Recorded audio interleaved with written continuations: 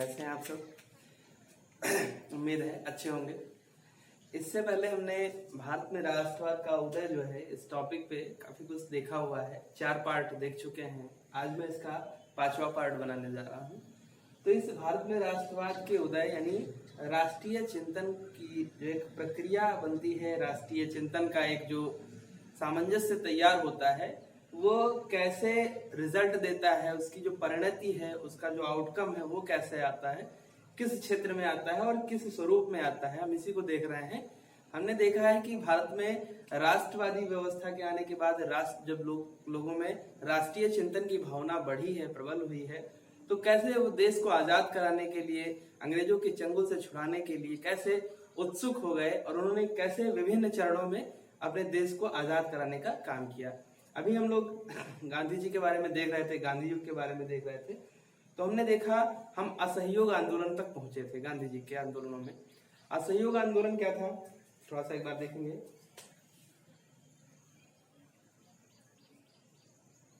असहयोग आंदोलन, ठीक। असहयोग आंदोलन 22 फरवरी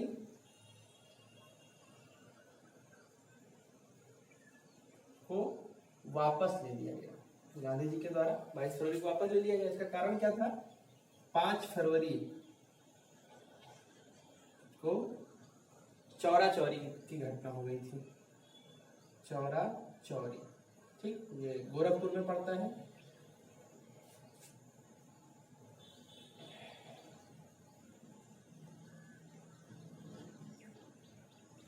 गोरखपुर उत्तर प्रदेश में पड़ता है। यहाँ पर जो पुलिस चौकी थी उसको जला दिया गया था और 21 पुलिस वालों की नृशंस हत्या कर दी गई थी क्रांतिकारियों के द्वारा। तो गांधी जी ने देखा कि जो आंदोलन है जिसका उद्देश्य था अहिंसा, इसका उद्देश्य विफल होता जा रहा है, ठीक। तो उन्होंने अपने इस आंदोलन को वापस ले लिया, ठीक। वापस लेने के बाद जो गांधी जी हैं, ठीक, इनको गिरफ्तार कर लिया गया। अब देखिए यहां पर क्या होता है कि गांधी जी ने अपना आंदोलन वापस ले लिया और 23 मार्च 1922 ईस्वी को गांधी जी को गिरफ्तार कर लिया गया और इनको जेल भेज दिया गया। 6 वर्ष की सजा दी गई, ठीक। अब गांधी जी ने क्या किया? गांधी जी को जेल भेज दिया गया और इनको 6 वर्ष का कारावास मिला सजा में, ठीक। लेकिन स्वास्थ्य कारणों से इन्हें जेल से रिहा कर दिया गया। कब? 5 फरवरी 1924 ईस्वी को, ठीक।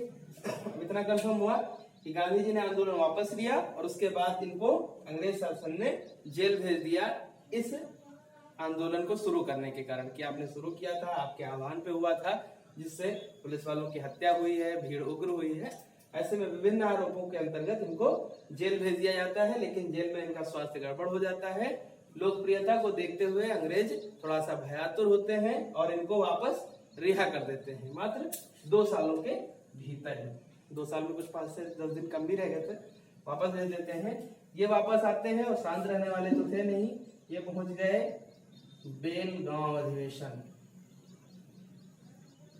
बेलगांव अधिवेशन, अब यहाँ पर समस्या है कि बेलगांव क्या है? तो बेलगांव जो है वो कर्नाटक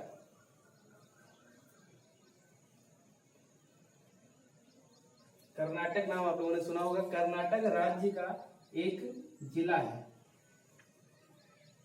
और बेलगांव जो है इस जिले का मुख्यालय है, ठीक।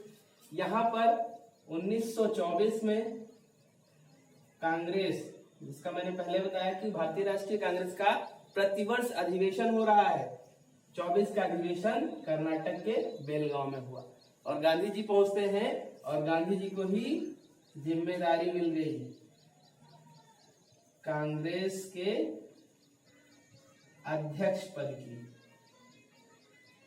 ठीक, यानी कि 24 में बेलगांव अधिवेशन में गांधी जी को भारतीय राष्ट्रीय कांग्रेस का अध्यक्ष चुना गया। प्रतिवर्ष नया अध्यक्ष चुना जाता था, अध्यक्ष चुना गया। ठीक, गांधी जी अध्यक्ष चुन लिए गए।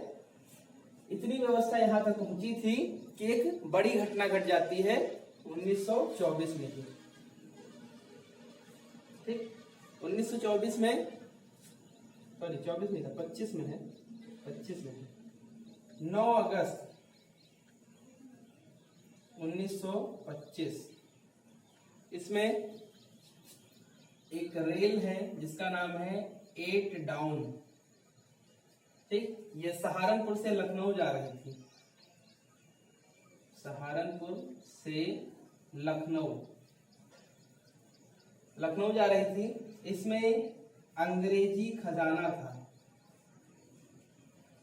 अंग्रेजी खजाना व हथियार आदि थे। इसको लूटने की भूमिका बनाई गई, जिसमें राजेंद्र लहड़ी,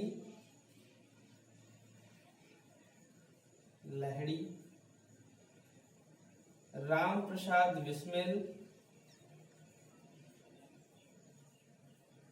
ठीक, राम प्रसाद बिस्मिल, अशफाकुल्ला खान, राजेंद्र लहड़ी, राम प्रसाद बिस्मिल, अशफाकुल्ला खान, इन्होंने और अन्य साथियों ने मिलकर इस ट्रेन को लूटने का काम किया, लूट का अंजाम दिया, जिसे काकोरी कांड कहा गया। काकोरी कांड कहा गया। इस काकोरी कांड के चलते 1928 ईस्वी, 27 ईस्वी में इनमें 4 लोगों को फांसी की सजा दी गई। ठीक, यानी हम क्या देखते हैं कि 24 में बेलगांव अधिवेशन हुआ, गांधी जी कांग्रेस के अध्यक्ष बने। 25 में देश की आजादी से संबंधित एक और कदम उठाया गया देश के युवा व्यक्ति वर्ग के द्वारा, जिसने क्या किया कि काकोरी में इस ट्रेन को लूटा ताकि आर्थिक स्थिति सुदृढ़ हो सके, देश की आजादी के लिए धन व हथियार आदि मिल सके। इस लूट में इन लोगों को फांसी दी गई। फांसी 1927 में दी गई, लूट हुई थी 1925 में। ठीक, इस तरह से क्या हुआ, असहयोग आंदोलन समाप्त होने के बाद बेलगांव अधिवेशन के बाद 25 में हमारा आ जाता है काकोरी कांड। ठीक, यहां तक देखा। काकोरी कांड के आगे जो स्थितियां हैं,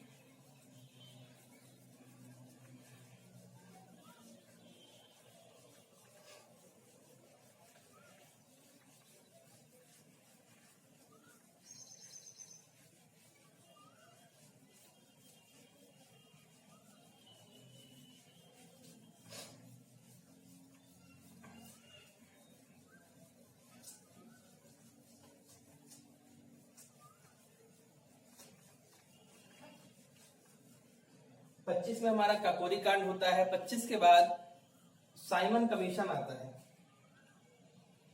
साइमन कमीशन।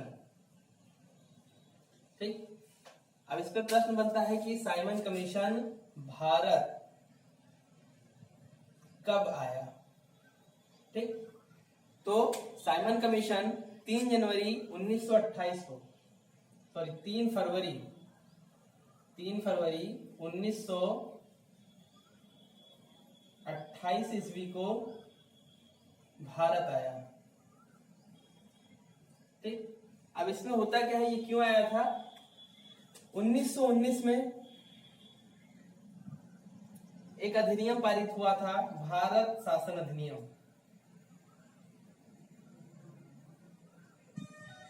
भारत शासन अधिनियम पारित हुआ था।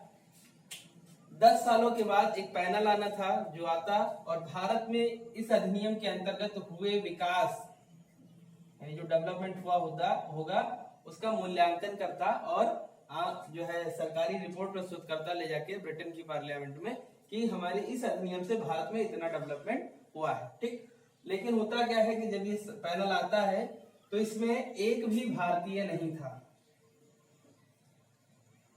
एक भी भारतीय नहीं था। सामान्य सी बात है, यदि आप बहराइच के बारे में जानना चाहते हैं, कहीं पर भी अगर आप टूर के लिए जाते हैं तो एक अपेक्षा होती है कि वहां का कोई अगर व्यक्ति मिल जाए लोकल का, तो वहां की स्थिति हम बेहतर तरीके से समझ सकते हैं, वो हमको बता सकता है। तो यही भारतीयों के मन में था कि अगर भारत की बात हो रही है, भारत में किस स्तर का विकास हुआ है, अगर इसकी बात कर रहे हैं आप, अगर उसको जानना चाहते हैं वास्तव में, तो भारतीयों को साथ में लीजिए, भारतीय वास्तविक स्थिति से आपको अवगत करा पाएंगे, ना कि आप स्वयं जाकर सारी चीजों को समझ पाएंगे। ये बात नहीं मानी गई और इसमें सिर्फ अंग्रेज अधिकारियों को रखा गया, इसीलिए इसको व्हाइट मैन कमीशन भी कहा गया। ठीक, इस अधिनियम का, इस कमीशन का विरोध करने का निर्णय भारतीयों ने लिया कि हम इसका विरोध करेंगे और यदि यह भारत में आता है तो भारतीयों को इसमें स्थान दिया जाए। ठीक, यानी इस साइमन कमीशन का विरोध करेंगे और विरोध के लिए हम अपनी बात रखेंगे कि अगर इसको भारत में सर्वे करना है, भारत की वास्तविक स्थिति को जानना है, तो इसमें किसी न किसी भारतीय को शामिल किया जाए। भारतीय को शामिल नहीं किया जाएगा तो स्थिति से आप अवगत नहीं हो सकेंगे। और इसी क्रम में एक विरोध जुलूस निकला 30 नवंबर 1928 ईस्वी को। इस जुलूस का जो स्थान था वो था लाहौर। ठीक, इस घटना से आप सभी कहीं ना कहीं परिचित हैं, वाकिफ हैं। 30 नवंबर 1928 को साइमन कमीशन के खिलाफ विरोध करते हुए पुलिस ने लाठी चार्ज किया। ठीक, लाठी चार्ज का मतलब आपको समझते ही होंगे, वो बोर्ड से पेन से लगा के वो केबल से चार्जर से लाठी को चार्ज करना। ठीक, ऐसा नहीं है, लाठी चार्ज करने का मतलब होता है लाठी से मारना। ठीक है, सिंपल सा, ऐसे पढ़ते चलेंगे हम ताकि चीजें समझ में आए। तो यहाँ पर पुलिस ने क्या किया, लाठी को खूब चार्ज किया, मतलब लाठी चार्ज किया, जिससे यहाँ पर नेतृत्व कर रहे नाम सुना होगा, 3 है, लाल, पाल और बाल। ठीक, लाल का मतलब लाला लाजपत राय, बाल का मतलब बिपिन चंद्र पाल और बाल का मतलब बाल गंगाधर तिलक। इनमें से लाल मतलब लाला लाजपत राय। ठीक, इनको लाठी से गंभीर चोटें आई और इसके बाद इनकी मृत्यु हो गई। ठीक, मृत्यु हो गई। तो इसका मतलब हम लोग यहाँ तक पहुंचे, हमने असहयोग आंदोलन के बाद बेलगांव अधिवेशन देखा जिसमें गांधी जी को कांग्रेस का नेतृत्व दिया गया। उसके बाद साइमन कमीशन, काकोरी कांड होता है 9 अगस्त 1925 को। काकोरी कांड के बाद साइमन कमीशन आता है। साइमन कमीशन का विरोध करते हुए एक अग्रणी नेता लाला लाजपत राय की मृत्यु हो जाती है। ठीक, तो कहने का मतलब यह है कि ऐसी पृष्ठभूमि ही बनती चली जा रही है कि जो जनमानस है वो एकदम से आतुर हो बैठता है, आतुर उठता है और एकदम से वो मुक्त हो जाना चाहता है अंग्रेजी क्रूर व्यवस्था से। ठीक, तो हम लोगों ने यहां तक देखा है, अब इसके आगे देखते हैं।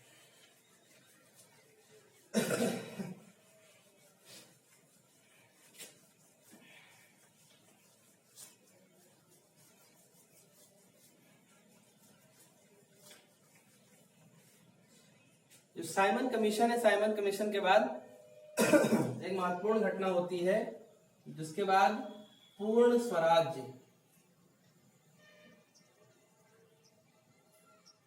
की मांग आरंभ होती है। मांग शुरू होती है 31 दिसंबर 1929 ईस्वी। ठीक, इसमें क्या होता है कि नेहरू जी रावी नदी के तट पर, रावी नदी वर्तमान में पाकिस्तान में, हड़प्पा सभ्यता इसी के किनारे जन्मी, पाकिस्तान, लाहौर प्रांत, ठीक, पाकिस्तान के लाहौर में रावी नदी के तट पर रात को 12 बजे तिरंगा फहराते हैं और पूर्ण स्वराज की मांग का प्रस्ताव पास होता है। ठीक, यानी अब ये हो गया कि अभी तक जो चाहते थे भारतीय, कहते थे कि हमें व्यवस्था में सुधार चाहिए, हमारे साथ शोषण की नीति ना अपनाओ, हमको हमारे अधिकार दो, सारी चीजें शासन व्यवस्था में बने रहो, तुम कोई फर्क नहीं पड़ता है, जो कमियां हैं उसको दुरुस्त कर लो। लेकिन अब क्या है, हमको पूर्ण स्वराज, यानी जिस क्षेत्र में हम रहे हैं, जिसका शासन व्यवस्था है वो हमारी होनी चाहिए। कहने का मतलब यह है कि हमारे देश से अब आप निकलिए, हमारा देश हमको दीजिए, हमारे अधिकार में आने दीजिए, हम अपनी व्यवस्था अपने देश की अपने हिसाब से संचालित करेंगे। ठीक, ये हो जाती है स्थिति। फिर उसके बाद में 26 जनवरी 1930 को प्रथम स्वतंत्रता दिवस